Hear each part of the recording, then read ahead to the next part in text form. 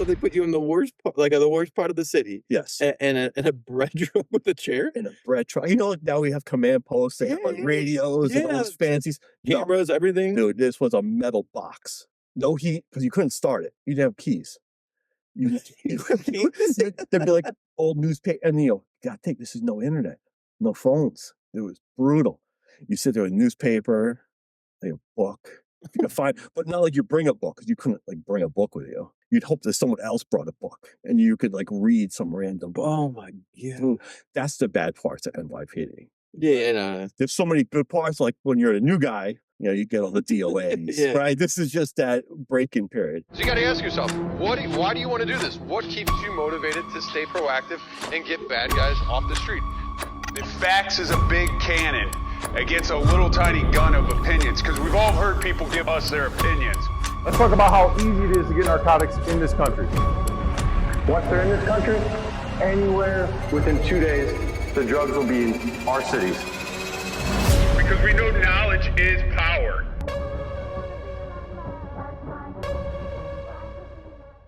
so I mean, I'll just kind of give you like the run. I just kind of sit back and I like to hear everything from like how you got in law enforcement, and then but even before that, like where you grew up, family life. Yeah, I was listening. I got to listen to like 3 of them Okay, because I didn't realize. So I saw them last night. So I banged out 2 last night. I did one the like a week ago, and I'm like, oh, I gotta get ready for this. So like just to kind of get the Yeah. pattern. You know what I Yeah. mean? yeah, man. I mean, it's ultimately my goal is to kind of give people a different perspective of different cops, what they do, and then how they got to where they're at from childhood and on. So, Yeah. um, My life's super easy, man. I'm just a cop, right? Yeah, but, a where nerdy did- cop. where Like did- I don't have any cool stories. So where did you grow up? in Pleasantville, so right here in Westchester. Okay, okay. Always wanted to be a cop. My grandfather was a cop. My father was like in government, like a town supervisor. So he always had a little bit of connection with the police. So I'd still go to the PD, hang out, go to their firing range. But it was my thing, right? Since I was like a little kid. So it's funny, like my whole life was just geared up for this, right? I didn't care about school. I wasn't a sports guy. Yeah, I like sports. My friends were in sports, but it was never my thing. Wasn't very good at it. So, so I never really concentrated on it. Um, Went to college to kill time.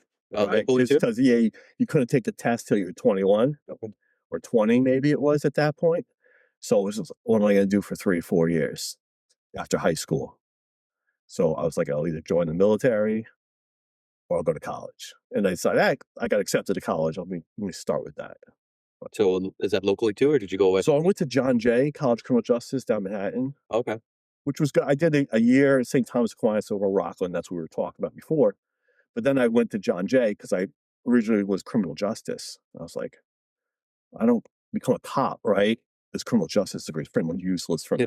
Yeah. So then I shifted it and I did, I don't even know if they still have the program. It was criminal justice with a specialization in computer science. Okay. Because that was my thing, right? Besides the cop, I enjoyed computer stuff, Even as a youth. even as a kid. Oh, okay. Cool. Yeah. Like What year did you graduate high school? 92. So computers were pretty fresh and new at that time, right? Yeah. So like the difference I've seen throughout my life is insane, right? I remember my parents bought me like the original like IBM clone computer. I used to watch like QVC. That's how old we're talking, right? It was $8,000. It's like the screen was green and black, and that was it, right? There was no color. But that's like my original nerdy computer when I was a kid. I remember in elementary school we played the Oregon Trail or whatever. Like, and that Yeah. I'm just the color anyway. That was even newer than like when I started. I'm like aging myself crazy now, right? That is. Yeah. So how far after college did you get hired? Well, let's check that. Do you have any siblings? I do. One brother. Cop or He was a cop. okay, He was a cop in Pleasantville. okay, He was involved in a shooting controversy. We can get into it at some point if you want. okay. Yeah. So when he retired, well, it's got to be 10 years now at this point. How was that growing up with a brother? Close in age? Yeah, so 3 years younger than me. Okay, okay. So it's funny when you're a kid, that's a big difference. Now it's nothing, Yeah. right? Yeah, I think once you get that 21 age. Like, Yeah, then- now we're close. We talk every now and then. He lives in Westchester also. Okay, okay. So we touch base every now and then. We don't really do too much family stuff. We'll talk, we'll hang out once, twice, 3 times a year. But we're not really It's funny. My family was small. I had one brother, mother, father. Now I have 6 kids. Holy shit. So, like, I went from, like, a small little family, right? Yeah. No real relatives in the area. 'Cause my father moved from Binghamton, come down here to Westchester to get a job. So his family was all upstate. So we'd only see them once a year, Holidays or something? holidays. Yeah. Yeah. And now I got this monster family, which is good though, right? Yeah. But it's just completely different than what I was used Yeah, to. for sure. Yeah. Any other jobs like professionally or before you became a cop? No. So Really? I was lucky. I graduated in 97 college and I got hired in December that year, NYPD. Oh, okay. So the timing just actually worked out perfectly. How long at NYPD before you made the move? 2 years. 2 How years. So I was it? left there in 99 to come here. How was that experience? I loved it. Yeah. Yeah, it's the best. What were you assigned to a particular area? So I was in the 4-7 precinct, which is like the northern Bronx. Okay, okay. Is that the one they made the movie about? No, Is that you're 7-4? the 7-5 is one. Oh, That's okay. one of the bad guys, yeah. That's the one I was thinking of. And then they had the old ones like the 4-4 is always like Fort Apache Oh, was okay. like one of those popular ones back in the day. I guess I just saw the 7-5. I know it's a little bit outdated, but it just popped up on Netflix the other day Oh, for it's me. great. And yeah, but that's when I was thinking of the 7-5. Yeah. I was like, Michael okay. Dowd, and they got all kinds of trouble. Yeah, doing some Yeah, some bad shady stuff. stuff. No, but I loved it. It was funny because this NYPD story, and sometimes I'm sad I left because I had such a good time. It's so busy down there, you know. So, they're asking at the end of the academy, you start picking your commands. Everyone gets like a wish list, and mine was like, "What's the busiest commands?" Like, but close to my house, right? Mhm. So I want to be in the Bronx. I live in Westchester. I don't want to commute to Brooklyn or anything. So like, it's the 4-7, 4-4, and I think it was like the 4-2 at the time, or like A houses, the busier. So I'm like, all right, that's my choices. Boom, boom, boom. That's what I wanted to do. Some guys are, I want to go Midtown North. I want to go to Central Park. Like laid back stuff. Yeah. I'm like, ugh, no. Great time down there though. You learn a lot, learn quickly, a lot of fun. What was one of your favorite stories maybe on an arrest during that time or an incident? Probably my favorite story, and it's not even like a great story, is day one. We show up down there. I think we show up the first day. You put your stuff in your locker. You come back. Everyone's mean to you because you're the new guy. No one will even talk to you, right? So it's kind of funny. You go down to the locker room. You find the locker that's open. You put your stuff in there. Come back the next day. I'm pretty sure it was like the 4th of July or the 4th of July weekend, where it was hot. There's 14 of us, brand new to the command. They line you up. All right, you're going in this van. So they put, city uses a lot of vans. And something like really we don't do anymore. I don't really know anyone else. Maybe some of the other big cities use a lot of vans. They'd load all 14 of us in a van. We had just gotten in, and someone called 1013, foot pursuit, across the command. We're flying over there. I'm like, this is exactly what I wanted. Right? I was like so excited. I'm like, this is it. And that was really it. They did my time, put posts, midnights, Footposts, like walking around? walking around. Damn. This house, walk around White Plains Road. Horrible, horrible neighborhood. Just bad, right? Do they still have foot patrols like I that? don't know. That's I crazy. don't know if they do. So that's part of your FTO process, just walking around. Just walking around, foot posts by yourself. Wow. we're- Horrible neighborhood. Nobody likes you. This at the time it was like a lot of Islander Jamaicans. Okay. That was like the population. I think it still is, but that was right near Abdul Lima and a lot of other incidents. So everyone, it was not a friendly neighborhood. Yeah, of course you have nice people, but on average, no one's talking to you. You can't go in any stores to buy anything. Damn. You can't buy food, right? Because there's nothing to eat. So you're just completely unwanted there. So you're just all by yourself. Just hanging out at a subway station because they had the L line there. So you can hang out in there. They had these things. There's a bunch of shootings. It's the strangest concept, and we'd have to ask some NYPD boss what their thought is. There's like a ton of shootings on 228 White Plains Road. They bring this truck, the THV, temporary headquarters vehicle. And it was this bread truck. There's nothing inside it, a chair, and you'd have to go sit in this truck. And I guess the thought was that this bread truck with NYPD written on it would stop the shootings. But they wouldn't leave it there because I don't know if it would happen to it. So my job as a rookie cop is you sit in this truck.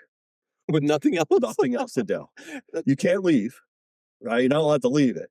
You just sit there. That makes no sense Oh, to it's me. horrible. I don't know if they still do that. I would hope I not. don't know if they still do. I remember So they put I you spent in, Thanksgiving in this truck. so they put you in the worst part, like the worst part of the city, Yes. in a bread truck with a chair, In a bread truck. You know, like now we have command posts, they have like Yeah, radios and all yeah, those fancies. No, cameras, everything. dude, this was a metal box. No heat, because you couldn't start it. You didn't have keys. There'd be like old newspaper, and gotta think this is no internet, no phones. It was brutal. You sit there with a newspaper, like a book. If you could find, but not like you bring a book, because you couldn't like bring a book with you. You'd hope that someone else brought a book and you could like read some random book. Oh my god. Dude, that's the bad parts of NYPD. Yeah, and There's so many good parts, like when you're a new guy, you get all the DOAs, Yeah. right? This is just that break-in period. But that was probably the worst experience. So we always talk about both, right? yeah. Being with 14 guys running around the foot pursuits, like, whoa, to sitting in a bread truck, metal box. What was the reason that you decided to leave? So Westchester County had, and they still do, had this seasonal park ranger program and so before I got hired over the summers in college, I got hired as a park ranger. I think back then it was seasonal police rate. They had a special name for it, but we were in full uniform, gun, the whole thing. They did you a 2-week academy class, almost like a peace officer class, and it was all kids. I say kids now. Yeah. It was all 19, 20-year-old guys. Just they get your permit, they take you to class. Hey, you're a peace officer now, and they send you to the parks.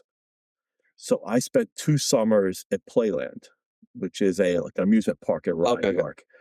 And not the nicest amusement park in the world, right? It attracts a lot of people. So there was 20 of us. They had one real cop, who was the regular, a sergeant, real sergeant, but he ran, in addition to the regular cop, he ran all the park rangers, and that was Westchester County Police. And I was like, this is great. I love this. And then, I met a lot of people. I'm like, this is really good.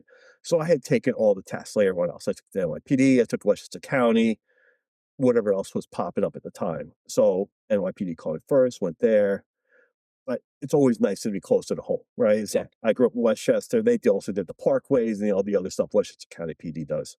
So when they called, I'll never forget that I was riding around on midnight with some salty old cop, 20 years on or right around there, got in trouble. He was like a Long Island guy. And this is how you always knew who was in trouble, because the Long Island guys who got in trouble got sent up to the northern part of the Bronx, Which is that's the part rough, of their punishment. the rough area. No, not even just because they made their commute horrible, Oh, I got you. right? And like if I would have gotten in trouble, I would have been going to Staten Island or some shitty part of Brooklyn. Right? And that's just the way the NYPD would do. You get your punishment, but also like a little what they call now, like highway punishment. Gotcha. Right? They make you drive an hour every day. So I was next to him. I'm miserable, angry, got jammed up for something. He's in the 4-7. God only knows why I'm working midnights with some kid with the year on. So I was like, hey, what do you think? He's like, you're out of your mind if you don't leave here. You're out of your mind. So all right, you're probably, and everyone, you're right, that was the general consensus. Was pay and everything pretty comparable? Westchester paid a lot more. Okay. back then. But I wasn't in it for the money. Yeah, no, You know what I mean? We never are, but now looking No. at hindsight, Now looking back, it's like, oh, thank God it makes so much money. Yeah. But I wanted to do the cop stuff. Right. But down there, you were treated as a number. I was telling a story to some NYPD inspector just the other day. I remember they sent me to Yankee Stadium because the Yankees were on the World Series, but they don't give you a car. You have to walk to the subway and then take the subway down to Yankee Stadium to get It's your assignment. insane to me. It's insane. Times Square. I had to go to Times Square for assignments. You'd have to take the train. So you're riding like public transportation, full uniform by Yep. yourself, and if you do make a arrest, what do you do? Like you hold them there until someone Yes. comes in? Oh, that's And you don't know insane. anyone. I remember I did a Times Square detail, and a victim of robbery came to me. I was just robbed. Da, da, da. I'm in Manhattan. I don't know where anything is. I don't even know what precinct I'm in.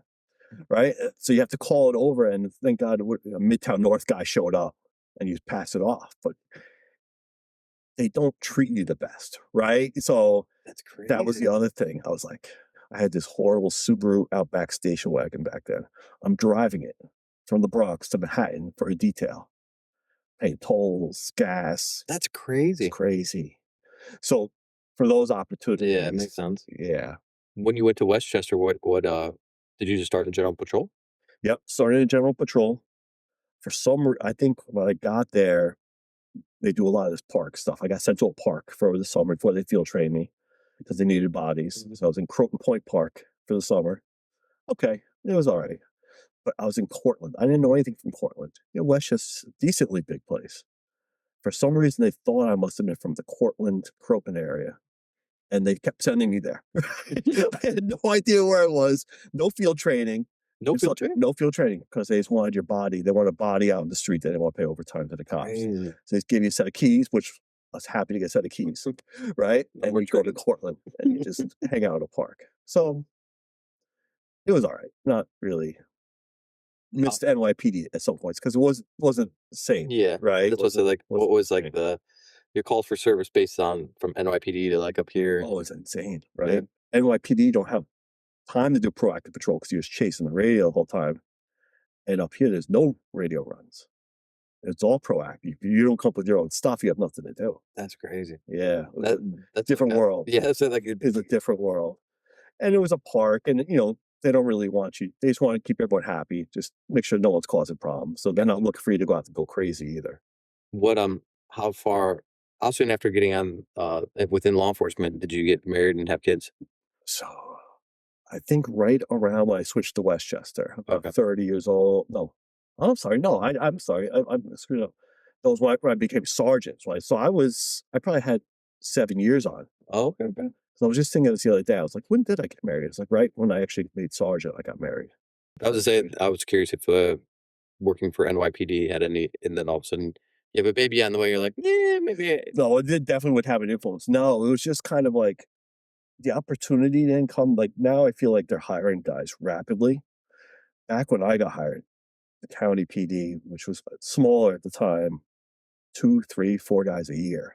Wow. So when the opportunity popped up, Yeah. I had to jump on it. I was getting called by a lot of the local jobs, the villages and towns, but I wasn't really interested in that at the point because I still wanted to stay kind of active. Yeah. A lot of these villages in Westchester are beautiful, nice villages, but not not a police place. Yeah, Not a yeah. place to do policing like I want to do policing. Yeah, I get that, I get that. How big is Westchester Police Department? Or is it Sheriff's Department or is it Police It's Department? combined. So Oh, okay. I guess so it's like Nassau and Suffolk. We have a combined Okay, okay. county. It's now the county police. It used to be the Westchester County Parkway Police Okay. and the Westchester County Sheriffs, but they merged them in 76, I want to say. Okay, okay. So now it's about 330. Okay. So it's not big, but it's not tiny either. When you In came out, how Westchester. big was it? The same size? Or there's no I one want to say it was like 250 Oh, wow, okay. because they've been expanding with SROs. Gotcha. The town of Cortland took over that policing for there. Village of Mount Kisco took over the policing for there. So I think it's slowly over these, last 20 years expanded up. Law enforcement, first responders, military veterans. We see things and put our body through stuff that no one else in society has to deal with. We are good at coping with it mentally, but it still takes a toll on our body. Hormone replacement therapy is a great way to keep your body functioning as it should. And I'm not talking about walking around looking like you're Arnold Schwarzenegger. Just the typical body that we need to function in society with mental health, mental clarity, performance in all aspects of life. I have several family members and friends that have turned to hormone replacement therapy in order to produce a better life for themselves and their family. We are thrilled to partner with HPTRT, veteran and first responder owned company that knows what we are looking for and what we need. They actually care about the first responders, they actually care about veterans. They know what we're going through, and they are willing to help us in any facet of life. Not only with the hormone replacement therapies, but also medical doctors that have partnered with major pharmacies across the country and willing to do any type of telehealth that you need. If you're feeling sick and you want to lay on your couch and do a teleconference, they will send medications to major pharmacies that they have partnered with. So if you need any type of medical assistance, from hormone replacement therapy all the way up until you just feel like shit and need some telehealth, HPTRT is the place to go. Use code RED, R-E-D, to get 10%. How long were you in patrol before you got to any of the specialty units? I was in patrol the whole time until I made sergeant. Okay. Yeah, so Was that 7 years then? yeah, about 7 years. I was lucky. I got or actually, I wanna say, yeah, it took me 7 years to get promoted. I took the test when I had 5 years on, so I just made the cutoff to take the test. Scored number 1 at the time, but there was all these transitions of new commissioners, so I actually sat number 1 for 2 years. Wow. Yeah, which was it's funny, I look back now and everyone always tells you, "Oh, don't do anything. You can't do anything." And thank God you don't listen to these people, right? Because I'm sure you've heard it too. Yeah. Like when you get close to the adult, don't do anything, don't Yeah. cause any problems. Yeah. But who can live in an environment like that? Where you just come in every day trying to hide. Yeah. It's just not wasn't my thing. Yeah. So I just pretended like whatever. When I'll be sergeant, I'll be sergeant. Yeah. You know what I mean? It doesn't Yeah. really matter to me. Yeah, I find it rough to go to work for 8 or 12 hours and not do anything. I don't know how some guys I don't. Yeah, are able to do it. It's crazy to me. I don't know either. But that I still hear it today. Sometimes I hear guys telling other guys. I'm like, they'll walk away. I'm like, don't listen to anything that guy said.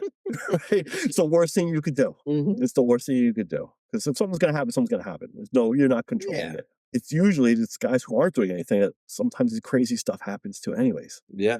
I almost feel like as a proactive kind of guy, I don't get in these bad situations. I feel like I don't know if we're more aware of what's going on, so I'm paying attention more than people who are like half asleep at the wheel, who just roll up on these things and Yeah. they see they're screaming for help and they're involved in some crazy thing. I'm like, It's a perishable skill too. Like if you, for me, like if you're out there like stopping cars and talking to people, like yeah, and not do and compared to not doing anything for 8 hours and 3 days in a row, and all of a sudden now you have to go communicate with people, and they're in a elevated state where yeah, you're losing that ability to like, I feel like your patience kind of gets thin and all this stuff. 100%. But like if you're dealing with people, interacting with people in any asset and being proactive, like that skill's there, and you can probably diffuse a situation a lot better than a guy that's only going to one call a week, and every time it goes that one call, it's like an elevated, like I don't know, maybe a domestic or something where people are arguing or fighting, and all of a sudden, like this is the only interaction I have where my perishable skill of like de-escalating is not being used or practiced on traffic stops and these type of 100%. smaller situations, and all of a sudden I'm in a a very volatile situation. And I'm like, fuck, and then I just Yes. panic and add to the fight. And so Well, you see it, and I'm sure you see it too sometimes. And listen, I hate being a Monday morning yeah, quarterback. same here. But you watch those videos and you can see the cues, right? Mhm. People looking around. Mhm. I'm like, he's gonna run. You know what I mean? You Yeah. start talking back to the screen, like, Yeah. but some people just don't see it because they're not used to it, Yep. Yep. right? And then, so it was just an interesting thing. So I stayed active for those 2 years. Finally made sergeant, loved patrol, miss patrol all the time. I still like patrol, and it's funny thing, and I've never gone back to patrol since I left at that one point as sergeant. But that was always the best part of the day, right? It was doing Yeah. patrol. Yeah. No, I completely agree. What was the first specialty that you went to?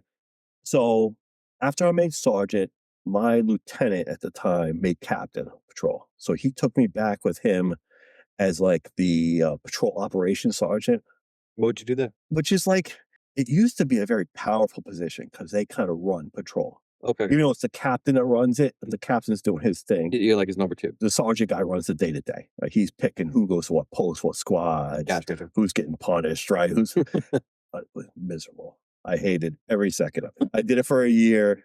It was the most miserable year of my career. Oh, we'll talk about the other miserable year. Right? It was one of the most miserable years of my career. It just wasn't me. It sounded good at the time. We were Yeah. doing the clock. So that backwards clock will kill you. Yeah, Even yeah. as a younger guy, it wears on you. So this was steady days, pretty much all the overtime you want if you want to stay there and do nerd stuff all day. So I did it for a year. He was my guy, the captain, my boy. So I was like, I stuck it out as long as I could. And then during that same period, this other guy got promoted to lieutenant. I don't want to say his name. Because someone's gonna be like, hey, he's talking about you on this podcast. Great guy. He got promoted and went to narcotics lieutenant. So his spot was open up. He had this spot called the bus detail, which at the time was a bus detail. I remember up in patrol, the bus detail was 3 plainclothes guys that rode county buses around. Interesting. Horrible. Yeah. I just never did anything. Never heard from him. It was a gig for those guys to do steady days and not wear the outfit. right? And that's what they did. I thought maybe you meant like doing like kind of like the interdiction aspect of a plainclothes detail on buses. Yeah, no, not please. That'd be great. No, this was, dude, this was like you're hoping some high school kid makes graffiti, right? Yeah. So we were just, it was, I remember because I got stuck, and this is how you know when the detail's not good because you come into roll call, like Hess, bus detail today. Oh, man. That sucks. You know, it's like usually most guys be like, hey, plain clothes. Like, it's Right. no, it's like, oh, dude. Oh, okay. So he had taken over this bus detail and started making it real. Plain clothes. He was a city guy. He knew what street crime was in the city. Gotcha. He turned into that, started getting the right people. So that spot opened up. So I was like, ooh. It's like, went to the captain. I was like, I'd be interested in doing that. And he said, all right. So he took a couple of his guys with him. So I got to pick that spot and take my guys and bring new guys in. Oh, nice. So that was it. Then I did bus detail, and then it's changed names, right? Politically, like all these things. There's no more street crimes unit in New York City, right? So we started off as the bus detail, which we thought was hilarious because it was the bus details doing a search warrant. The bus detail got another gun arrest, and then the DAs be calling you like the bus detail. So finally, so throughout the years, we switched names and it became like the task force, and it became anti-crime, and it's whatever the politics allowed at the time. It's just still the same work. They just changed the name to Exactly. appease someone somewhere. So I did that for 10 years. Oh wow, okay. Loved it. Right, that was my thing. Did you guys work? Was that a straight days thing, or did you guys float? No, day, evening. I'm never a morning guy. I think I did 10 to 6, 6 to 2s. Gotcha. Tried to did some weekends, even though my guys hated me for it. But I was trying to follow the crime, Yeah. right? Yeah. They know the when parks you're are there. out Saturday. We're gonna be out Saturday. Yeah, they know, and they see you. They start to see you. They're just gonna move their operation different timing. To the chagrin of all the guys who work for me, right? That Hess is crazy. You're making us work now on on the weekends. But yeah, I loved it. I had good people, and it's funny because I military haircut, uniform guy, but then I never wore a uniform again, right? And then that was my thing. It might even been more than 10 years. That was just what I love to do. That's And awesome. we still were bus detail. We still were responsible for handling any problems on the buses. And we did that, right? We made sure we were known Yeah. 10 minutes in a day, 15 minutes, Right. pop up, make a couple inspections, make sure the right people see you. And if they have a problem, you squash it instantly, right? Yeah. You need the reason to make an arrest, you made an arrest that day and you ended it, and they're happy. The bus company's happy because Westchester had everyone's more like Wacken Hut security. Everyone's paying. Who's paying? Right. So the state pays for the parkway patrols, the town pays for the town patrol, the bus company pays for the bus patrol. So it's just almost like a customer service thing, Yeah, right? right, So you got to keep the customer happy.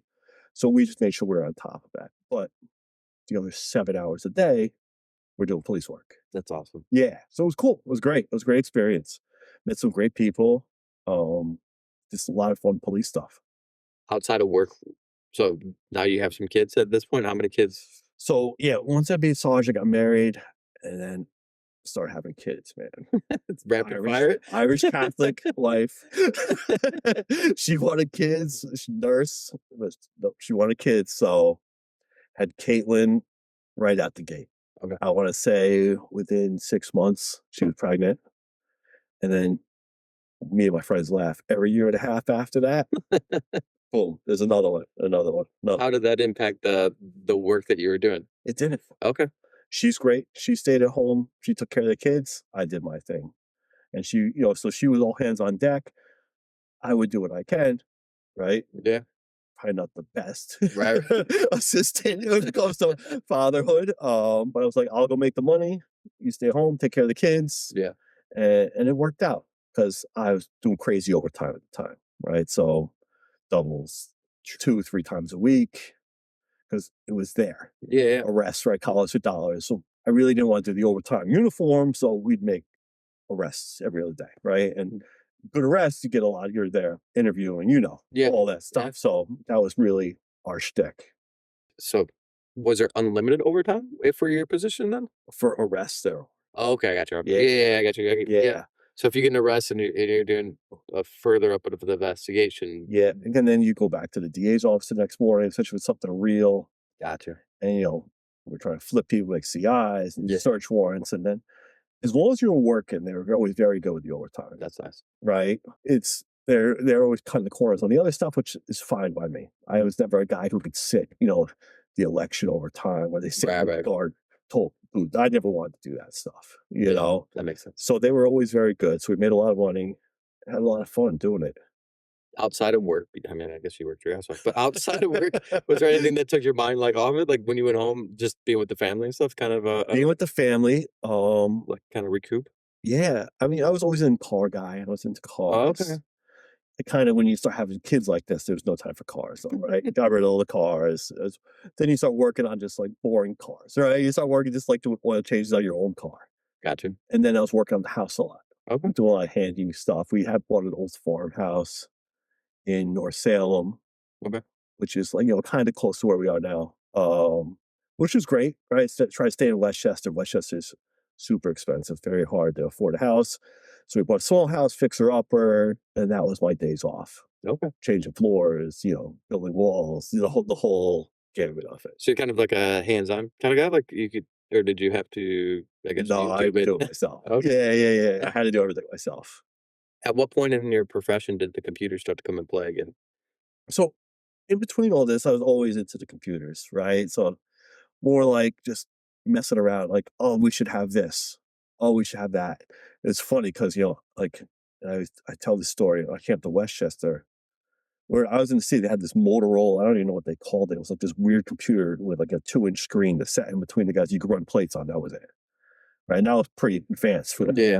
And I came to Westchester. They had laptops in their cars. I'm like, whoa, right? Like this place is fancy.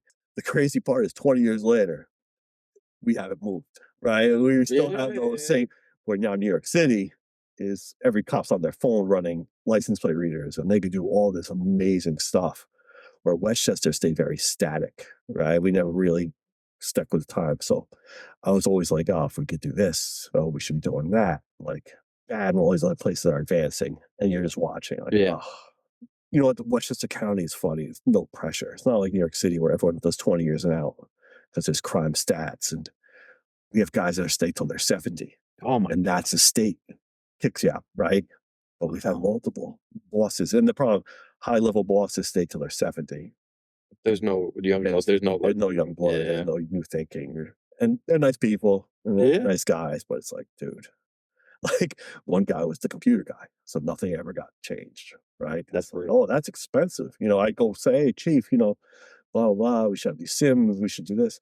You know how much those are $35 a month. Yeah, okay. But then they'll spend $100,000 on park benches. Yeah, Right? So yeah. nothing made really sense. But so I was always kind of like in it like that and just doing like little tweaks, like, hey, chief, we should do this. Hey, chief, we should do that. But never really got overly involved because I was trying to do police work. That was my whole thing. I was staying busy until at some point they forced me to go to GIU, our detective unit. I think we got into a car accident down in the Bronx, right? My partner went out injured. I was hurt, but I was okay. Were I you can't in say pursuit or something? pursuit. Well, New York City was in pursuit, crashed into us head on. Not this car, the suspect, Yeah. right? Wiped out this brand new Tahoe. We had just got it. It's almost an amazing story. Never got a new car. They finally, the commissioner at the time was like, oh, we're going to get you guys we're busy. We're the workers. I'm going to get you a brand new car. Great. We get this Tahoe, we order it, we get it all buffed out. Takes 6 months to get these things, right? Had it for like 3 weeks. Head on, totaled it. Right? So partner's out. I'm out for 2 days because I can't stay home. I'm a psycho. And he's like, you know what? You guys shouldn't be doing this anymore. You're older. You got to teach the new guys. We're going to put you as the GIU sergeant, General Investigations, our DD. Right? I didn't get along really with the DD captain because we were always at odds. Because the work I was doing as the bus detail was on the patrol. Oh, okay, gotcha. So that's why I think there was a lot of freedom there because we were kind of quasi investigative, Yeah. right? We did our own investigations, but you argue with everyone. You guys aren't allowed to have CIs. You guys aren't allowed to do search warrants. And then you ask why, and no one can really tell you. Well, why? Oh, because you never went to detective school. So it's okay. So went to detective school, right? Yeah. And then, well, you're not allowed to do it because of this. And there's always an excuse, right? Because I'm sure every active cop is used to this. All the guys who don't do anything are always looking to get the guys who do stuff. Yeah. And say Afraid of. they're breaking the rules, they're rogue, there's always something. Yeah. Right. So they're always finding some reason to try to shut you down. So going to the detective division now was like, oh, captain didn't like me, lieutenant didn't like me. I'm stuck in this horrible administrative job again. And the commissioner at the time wanted to make it real. And he said that. I believe that he wanted to make it real. But the problem is I'm a sergeant at the time, right? If no one above you wants to make it real, Right. there's not much you could do. Yep. So did the best I could, right? Fight with everyone. I think it was I did like a year, and I finally went to him and said, send me back to patrol, please. Please, please, please. Back to patrol and started up again. Now it was like, I forget what the name was at that point. Same thing, plain clothes, running around. It's what fit. It worked. It was good. And I loved it. So back in. So that was my second admin experience in the department. And I did that until 2018, until this Intel thing started. Okay. So that's, 2018, I don't know what the changes by 45, 44. Get chase a 20-year-old kid, right? You start like, oh my God, what are you doing? Yeah. So, and I was into the computers, and it started to get more and more, and we were doing more and more license plate readers, right? So we always had license plate readers since I was a brand new cop, but guys would use them, get suspended registrations. That's all if you're lucky, you get a stolen car once every 3 months, right? If you're in the right place at the right time, usually they're parked and unoccupied. Never really much fruit from these. So I had mentioned to the captain who then became a chief at that point. I said, why aren't we watching these? Like, why aren't we being proactive? And could somebody sit and when these alerts come in, like, let's do something, right? There's got to be something going on. So it was kind of just a theory at that point because no one was really doing it. They had, I want to say they had 20 fixed sites throughout Westchester. Horrible spaces because they put them politically wherever chief wanted them. Maybe not the thoroughfares where the bad guys are. Yeah. They're on some side road in some village. Gotcha. But okay, but at least it's out there, right?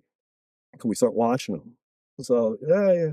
So we start doing a little research, and there's 40, 50 stolen cars driving around.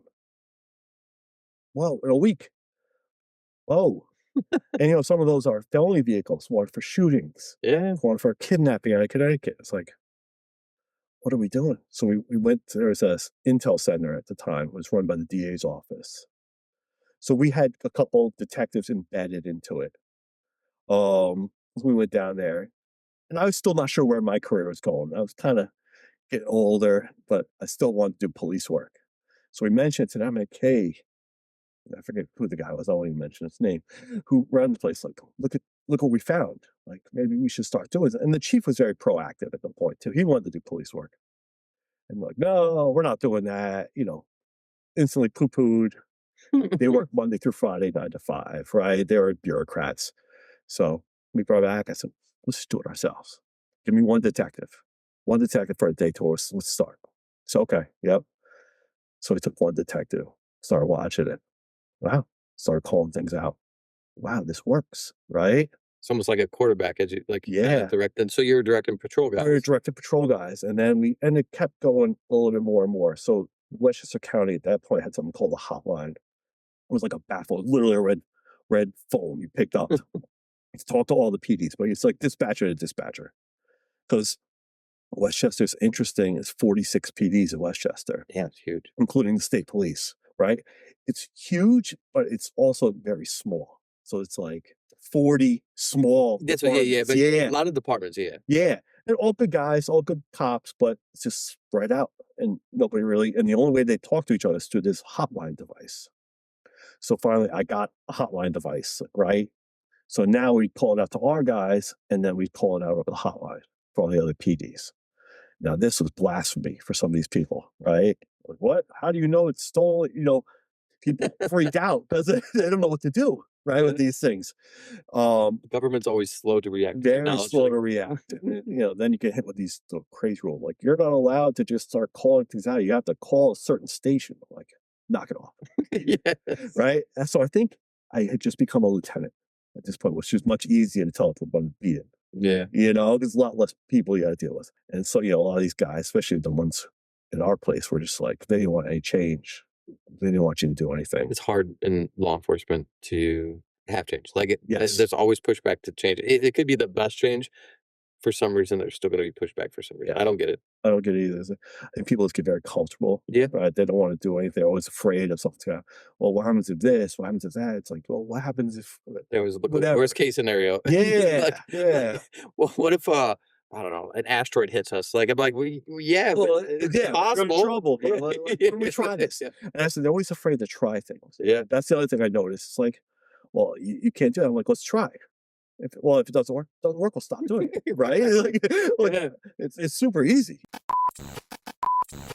Gentlemen, whether you are leading the charge at work or just in line at happy hour, you need gear that can keep up. From our rugged beard and oil balm that tame the wildest whiskers to our classic pomade that locks in that clean, commanding look, Semper Suave has your six. No flakes, no fuss, all day, and battlefield level confidence. So square that beard line up, even though people in counterculture think that I don't have a beard. Donut shop. Semper Suave has got your six. Make you look slick. And keep you sharp for critical missions or to serve and protect. Check out Semper Suave. We're thrilled to have them as a sponsor. Let us know what you think. So that's what we did. So we started calling out those LPRs. They increased a little bit in size. I got a crime analyst to work in there. Because then people start hearing you, then they start calling you for stuff, right? And it started getting more real because what happens is we started getting more pursuits. We're finding bad guys, right? Mm-hmm. Now other people want to be part of this. Yeah. Right? So they want to be part of that. So then it's growing, it's getting bigger, it's bigger. While all this is happening, we decide like we should add more cameras because we're looking at like bodega cameras that are like horrible resolution, trying to find perps, right? And you can't see anything. And I'm like, why aren't we just buying our own cameras? Like, why are we relying on some bodega owner's camera for a homicide investigation? It just doesn't make sense. But we can put cameras wherever we want. We're the police, right? And Yeah. the cameras are very cheap, considering how much manpower costs and cars and all this other stuff. So around that same point, we had taken over the village of Mount Kisco Patrol. They merged with us. Mount Kisco cops merged with us. And Mount Kisco was interesting because it was like a little bit of a commercial hub. It had a decent presence, had some bad guys, right? Had some badder areas, some housing types things, but it also had like, Gap and malls and a lot of shopping. So a lot of people went there. So I'm like, this is the perfect place, right? A lot of traffic, like let's put up some cameras. And that's what we started doing. We started putting cameras up.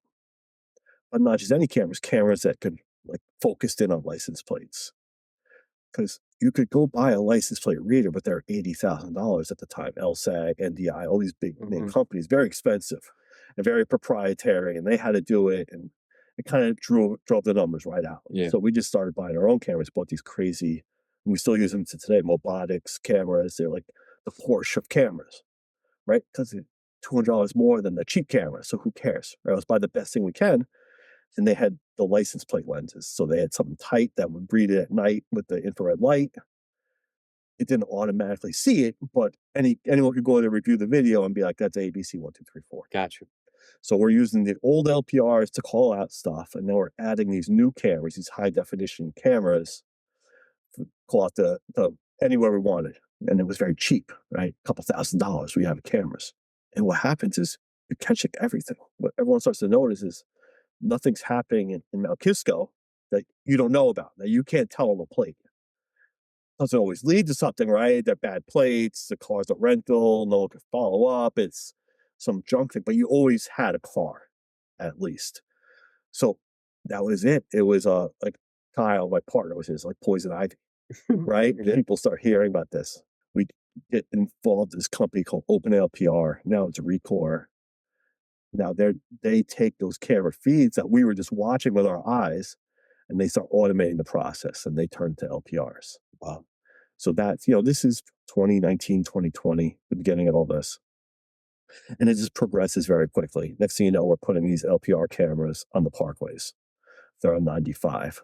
If New York State Thruway's listening, I didn't say that. Every major thoroughfare we have, right?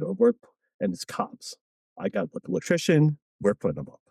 So we're not waiting for anyone. We're just getting them. We're putting where the cops need them. We're doing emergency exemption to all these permits, right? Because the permits will slow you down. Like, especially in New York here, they kill you. You put in for a permit, it's 2 years before they even approve it. So we're just doing it, right? Investigation, I need it done. I'm a police officer. We're putting a camera out. Continues. And it keeps growing. People, more cameras, more alerts, more people listening, more pursuits, more bad guys, more guns, right? And it just turned into the new style of policing for us, at least here. It's a lot more calculated than the guessing game. Like, I guess, I mean, in general, cops still kind of have the guessing game. You know what I'm saying? Yeah. Like, now you're based on the technology, you're using it as more of almost like directed or calculated stuff. I'm like, based it's on proactive now. We're using the LPRs proactively, which they were never used before, right? It was always a crime happened. Let's go look in the LPRs and see what happened. Now we're taking these, and it's not many companies that can really do it, even to today. Record could do it. Flock could do it. But a lot of these other companies, Vigilant, they still can't do it because they're using that machine learning AI and all this stuff. So they're giving us the states. So what happens if you have like a Motorola camera, it reads ABC 1, 2, 3, 4. It doesn't know what state it is. Yep. So you're getting all the bad alerts. And what happens, you get all that noise from the bad alerts that nobody wants to pay attention to it. It's insane, right? Because we tried it. Because not to bore you with a crazy story, the Tappan Zee Bridge, Cuomo Bridge, has that system. And I'm like, oh, we have to watch this, right? It's a major thoroughfare in Westchester, a lot of traffic. It's so bad with the alerts, the false alarms, that it just becomes untenable. Yeah. And and everyone turns it off. They turn off. So we've been very lucky to have like a really good companies too, right? That kind of led us to do this. So you get the states, you get the make, model, color based on it. The image, it's giving all this information. Did you have a lot of input in it? Like you personally, like, or your team? There was this guy, Matt Hill. So Open ALPR, when we started, was 2 guys. It was this kid, Matt Hill, who's a multimillionaire, still listens to our podcast, so I can say his name, right? Because he got bought out. And this other guy, I forget his name because he left, but he was the business guy, and then there's the programmer guy. So I would tell the programmer guy, like, hey, we need make, model, color. Can you do that? Oh, I could do that. Like, yes, please. We need this. We need alerts. We need dispatch. And so he would be able to build all that in the background while we're buying his initial ones and we're tweaking it. Hey, we need a map. We need this. We need that. And it kind of really pushed it forward to a point where now Flock has caught up to like what Record does, but really no one else is even doing it yet. That's crazy though, because Flock just came on the market not that long ago. Yeah, they're speeding along, man. Is that because they have a good programmer, you're guessing? Yeah, I think they're smart. They're smart. They hire a lot of cops. Like, I met with them, and they keep trying to, push us over the edge. But they're smart the way they do business. They're into it. I met a couple of guys. They wanted their proactive cops who just went to this company, so they get it, right? They know what the cops need. Yeah. Where a lot of these other places are like, they kind of assume what you need. Yeah. Right. So, and that's why I think Flock is doing so good. And I'm hoping that Record catches up again. Now they're kind of falling behind a little bit. But yeah, so that's really the makeup of Westchester now, though, is proactive policing based on these LPRs. How big did that real crime center grow? From like 1 guy, 2 guys? Yeah, so now we've trained 250 people. Jesus. So at some point we turned into a task force model, and it worked out really good. And it's funny because, DEA, FBI, they have all these task force. So you get guys, we send guys, they give us money in exchange. And it's kind of, we get part of the seized money. And I was like, wonder if we could do that with technology, right? And this is me talking to the chief at the time, like, this would be a good way of getting buy-in, right? Making sure all these people, because the problem with Westchester is everyone could do their own thing. Everyone go buy their own LPR. So you have 43 different entities. Right, when I started, there's 11 LPR systems. Yeah, exactly. And some of them like 3M, like off-brand ones you never even heard of, because they got sold to some chief. There's who thought, hey, this is good. 100% good salesman. But the county was a mess. You couldn't keep track of anything. So there are a couple things happened. So I said, Chief, if they buy this equipment, so we were paying $12,000 for a complete LPR, so like licenses, everything, right? Is it one camera? No, that's 3 cameras. So Okay. I would cover 4-lane road and an overview camera. Okay. So really, anything you need for almost any situation, and sometimes overkill for like a side street, $12,000, cheap, That is cheap. right? Compared to 80, which it was at the time. I'm like, we'll install them for them. Let me install them for Pleasantville PD if they want us to. Okay, yep, do it.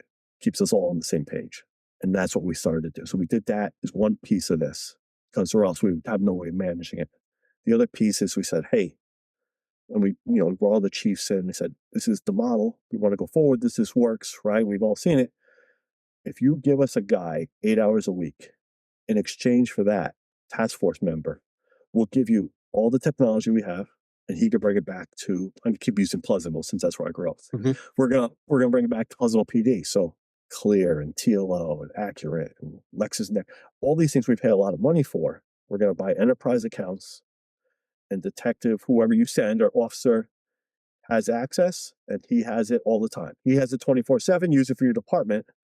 But in exchange, he's got to come here, hang out with us, and help us 8 hours a week. So basically, that's like each individual department has their own like real time crime analyst guy, I guess. Exactly. Okay. Yeah.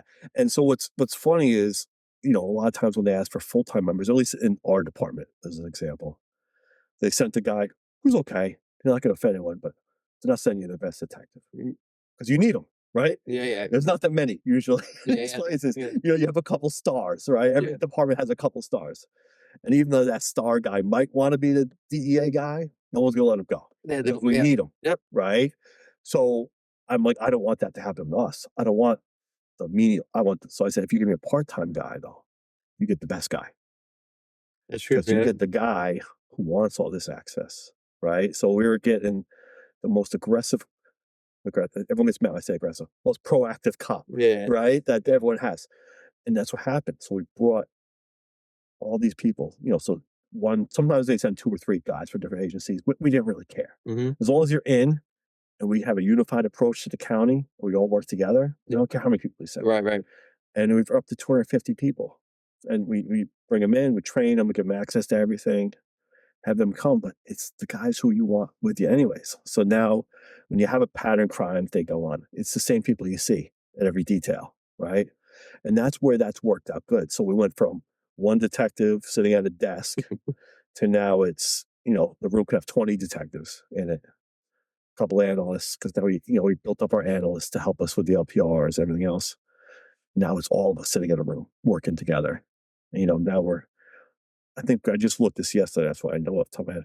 I think we're directly responsible last year for 912 arrests in Westchester County. That's not us putting handcuffs on anyone, but that's something we called out. It's almost like an offensive coordinator in football.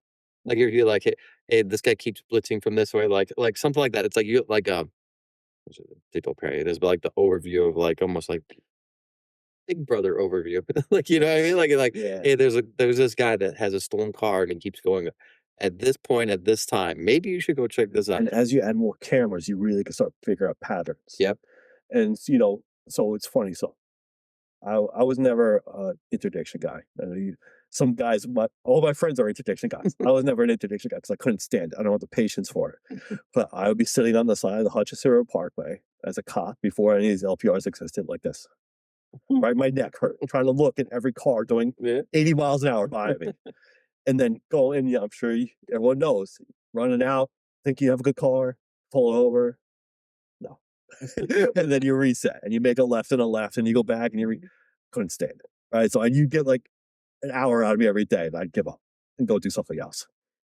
But now with LPRs, it could do the same thing I was doing. So we built in an analytics and hey, because what am I looking for? I'm looking for cars from the Northeast, right? Going to New York City to pick up and go back to the Northeast. The quick turnaround trips. And now that was the county police game, right? All the detectives, all the old narco guys, that was how they became narco detectives, right? That was their game. And the Hutchinson River Parkway is one of the major ones. No one wants to pay a toll on 95, so everyone would take the Hutch.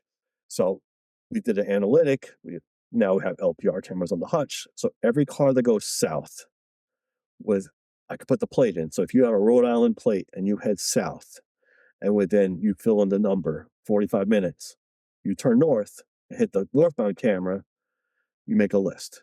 And what happens one time, two times, no big deal. But when you start running those pattern sheets by month, you get a list of cars that are making very suspicious trips. Some of them might be legit, some might not. So what happened? But it gives you a nice lead. Mhm. And so this is where, like, my partner Kyle, like, I made the analytic just knowing what a parkway cop does. But I never took it to the next level. We did it. We got 10 pounds of weed. We got this. I still don't care. Right? It's not my thing. I'm not a drug guy. Right? So it brought me no thrill. Right. So I don't have the patience to go out there. So, but Kyle took it to the next level. He started looking at it, and then he's doing, SARS. He's doing criminal histories on these people. He's looking at the Carfax, see what the cars they own. He's working with Jersey guys, getting trap places and saying this car's a trap, that car's a trap. And really, they brought it up to the next level, these guys. And it's all based on an LPR, It's crazy. right? It's crazy. And they went to federal court, and, because that's we're worried. They're like, hey, this is new territory, Mhm. right? No one's done it. And we said, hey, listen, it's an intel investigation. That little thing started it. That doesn't mean that's every piece, Right. but we added. And we got away from the VTL violation. This is what I know, so many good cops have got in trouble. But if you- And maybe not always got in trouble, but like were found not to testify, or they say, oh, the officer might be lying, and like giglioed, right? To good guys, Mhm. smart guys, who I believe they did see this traffic violation, but it doesn't stand up to the sniff test, right? Because everyone's doing 80 on the hutch. The judges know it, the defense attorneys know, everyone knows it. And then he said, well, he was doing 65 and a 50.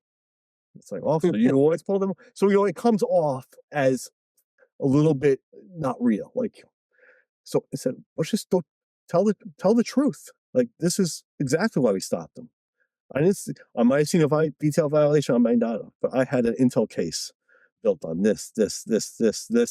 He came south again. I saw him. We stopped and do an investigation. And then dog sniff, then you could take it to the next part. Yeah. All the interdiction tools that you guys have. It worked out good. They got $2 million in seized money. They got kilos. They got this. They got that. I mean, the problem is now New York State no one cares, right? You can bring kilos of coke, and they're like, ah. It's like, If you get some guns though, they're definitely. well, that's the guns, the money. So we started going after the money. Start getting the cars going south. A little tougher, right? Because you have to be ready to go. We don't have cameras in Connecticut to tell us when they're coming. Right. So they come last second. You have to almost be out there. Right. So you have to be a little better with the patterns. Like, oh, it's every Wednesday morning he's coming down. Why don't we be out there next Wednesday morning? Makes Right. sense. Because you can't respond in at that point. You have to Right. be, or you have to have a good patrol guy who you could trust to be like, hey, find the right car, stop them, we're coming to help you. Right. So, so that's why LPRs are even interesting for stuff like that. I'm more of the stolen car guy, like I like that, the instant win, where there's some Yeah. people who like the little longer term investigations and like to play those mind things with the guys. Right. Yeah, like LPRs are all such a new technology. So the courts haven't really, I don't know. You guys have a lot of good court cases that you guys won, and they've stood up in court.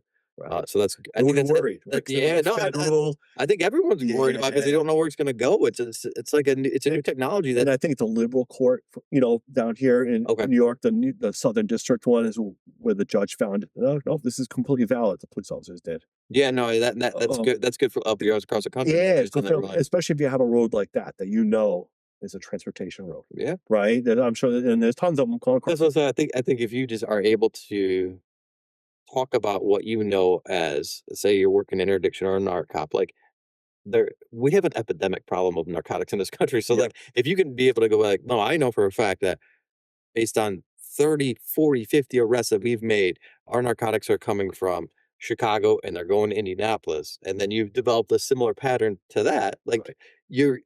like, okay, they make these quick turnaround trips. And I think anywhere in the country, as long as based on your training and experience of what happens, like Right. that goes a long way in court. There's- Judges love that. Like, and no, this wasn't just some random thing. We spent a lot of time building out our knowledge and experience, and then we saw these behaviors and these traffic patterns associated with a It's a different car. piece of the puzzle, right? One It's is just the one one, more yeah, piece one, of the exactly, puzzle. yeah. And you, like you say, you can't just use that alone. And that's where we kind of restrict it because a lot of patrol guys saw this and like, I'm going to do it, right? Because these guys are bringing in $100,000. Yeah, And it's it's cool and everyone's happy. yeah, it's the fun But you stuff. have to, you gotta be smart about it, like Right. everything else, right? So we kind of said, we'll do it with you. Come to the office. We'll teach you. Let Kyle teach you, right? Let him show you what he does and how you have to make it's a pattern. You can't, it's not a one-off, right? Right. We want to show patterns and we want to do the investigation on the back end, see who we're dealing with. And then you find out you run them these decks by the DEA, right? All these little pieces that kind of add together to Right, make right. it a good case. But that, and then we've had a lot of luck with burglaries too, South American theft groups. Mm-hmm. So one of our detectives who's very good, these burglaries made a contact in Pennsylvania because all these cars had Pennsylvania plates. And they all came, I don't know, whatever the company name is. They were all registered to this company, right? This is where they all were coming Like from. a shell company or something. Shell company, Okay. right? And we know Colombians, Chileans, all these South American theft groups are out of Queens, especially they hit the Northeast, right? So what we were able to do is we were able to take these plates. I think the Pennsylvania State Police gave us 1,500 plates. Holy cow! Dumped them in the LPR. I don't know. Just registered to Munez. I'm gonna make this up. Munez Auto Sales. And now when they hit, we throw them on a Slack group. So all our guys, hey, might be interesting, might not. If it's in your town, you might want to pay attention, right? Because we're trying to be proactive. We want to prevent the burglary, not solve the burglary. Right, yeah. And it works, right? Because then the guy, the good detective, the smart RTC detective's out there.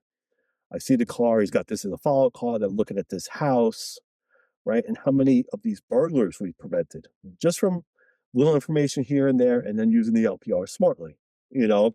And then if we don't have anything, we'll stop them, ID them. Most of the time they don't have licenses, take pictures of these guys. Because then they'll pop up hitting Cranston, Rhode Island. We had a detective up there call us. Same people, right? They take 95 up, Yeah. they hit them, and they come back down. Super organized, super intelligent when it comes to that. The burglary crews, the South American burglary crews are probably some of the best I've ever seen. Yes. The technology that they use, the event, like, I mean, wherever they learn this stuff, it is fucking phenomenal. And I'm not like bragging about it, but they are very organized. It's not just this dude that just busted in a window and like this is why I love it. They do It their makes research. you right. It's a good advocate. You're like, yeah, I'm up against this guy, right? These are my adversaries. Now. Yeah.